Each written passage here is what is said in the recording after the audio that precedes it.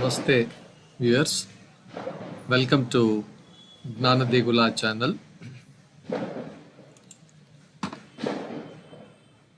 We will see the story of Bhishma, not the complete story, a part of it. We will see his story today. Please like, share, and then subscribe to this channel. Please like the video and then put your comments. The story of Bhishma starts like this. Once upon a time, there was a king named Shantanu. He was ruling the kingdom of Hastinapur. He was a king of Hastinapur. He was a very brave, noble king, and then very joyful also. His empire, his total empire was very prosperous, very nice. And then he was known for hunting. See, those days, hunting was a very common activity. The activity was for two purposes. One is as a game, the other one is the subjects, the citizens who were near to who were in the border area of the forests, they would be attacked by wild animals, and to protect them, kings used to go themselves and then hunt those animals who used to come near the border areas, so that the people living in the border areas would be safe.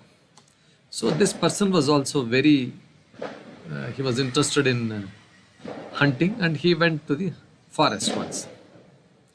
One day he was wandering in the woods. Then suddenly this Shantanu king came across a sweet fragrance. Somewhere from some corner of the forest, he was getting a very sweet smell. So he followed this fragrance, and this led to a place where he saw a very beautiful woman. The woman was looking very beautiful. He asked her name. She said, "I am Satyavati." And then, being a king, he was attracted to her very much. He was captivated by her beauty. He was totally uncontrollable. And then he immediately fell deeply in love with her. He fell in love with her. Then King Shantanu decided to marry Satyavati. He said, "Okay, I will marry you. I want you to be my wife." And then he approached her father to seek his permission. He went to Satyavati's father for permission. That person was a fisherman. Satyavati's father, he agreed, "Okay, king, I will give my daughter to you for marriage, but I have one condition." "What is that condition?" he asked. He said, "You may marry my daughter, but only your son from her becomes the next king of Hastinapur." He put this condition that the son born to Satyavati should become the king of Hastinapur. This condition posed a real trilemma for King Shantanu, because he already had a son named Devavrata. His son was Devavrata from his previous marriage. Those days, the kings used to have, they could have any number of wives. They were practicing polygamy. So he had a son by name Devavrata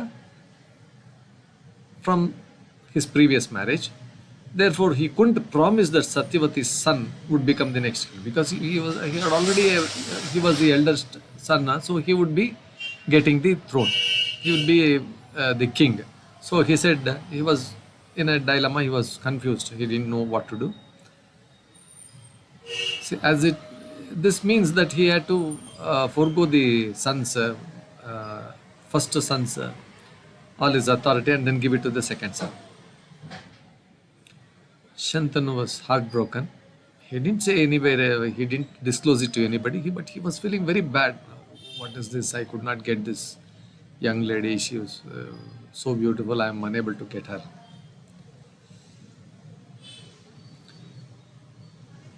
Devavrata was observing this.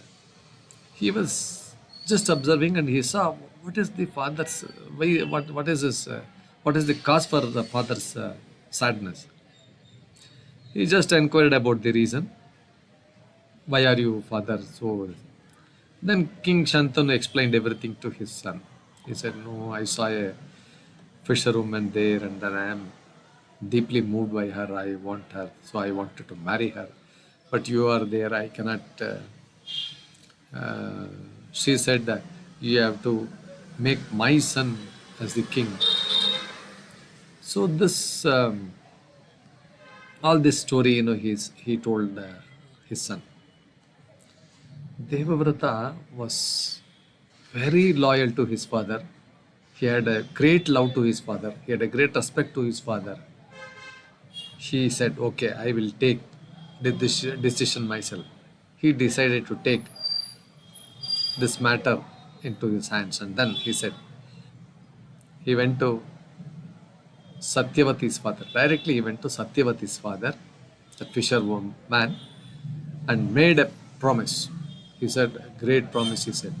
He vowed that he would never ascend the throne. He said, no, no, no, I will not ascend the throne. I will not claim for the throne. And he said, I will give it to the son from this lady Satyavati. Hastinapur, I will not become the king, and he would serve the kingdom selflessly. But I will serve the nation. Satyavati's father was very shrewd, very intelligent guy. He asked another question. Okay, you are not going to climb the throne. You have promised. But if your son will, if you get a son from another marriage, you will also marry, and then tomorrow your son, if he starts claiming, what will you do? If he becomes the king. Then Devavrata also thought, and then he was so determined to make his father happy and maintain his promise. He said, no, nothing doing. I have to satisfy my father at any cost. And then to satisfy, and he told Satyavati's father also, and he made another vow, pratigna, we call it, pratigna, Bhishma pratigna, we call it. He promised her never to marry and have children. He said, no, no, I will not marry at all. I will also not marry. I will become a brahmachari. I will not marry anything, he said. Ensuring that there would be no heir to challenge the Satyavati's son's claim to the throne. With the Devavrata's unwavering commitment to his promises, he was called as Bhishma, which means someone who keeps their word, keeps their this thing, whatever they utter, stick to their words. So he never married, never became a king, and dedicated his entire life to serving Hastinapur faithfully. So Bhishma's story, it's a testament to his unyielding devotion. There is no wavery here. His strong devotion to his father and his firm commitment to the promises he made, even at the greatest personal sacrifice. He was, he had to sacrifice his personal self. He he decided to be not married, and he didn't take up the throne also. This is a story of Bhishma Pratigna, wherein Bhishma he takes the oath very, very uh, strong and then very severe oath. Viewers, this is the story. I hope you will all like this story.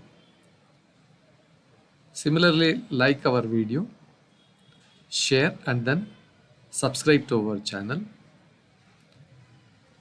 Then please put your comments on the comment section, and then like, put your thumbs up there.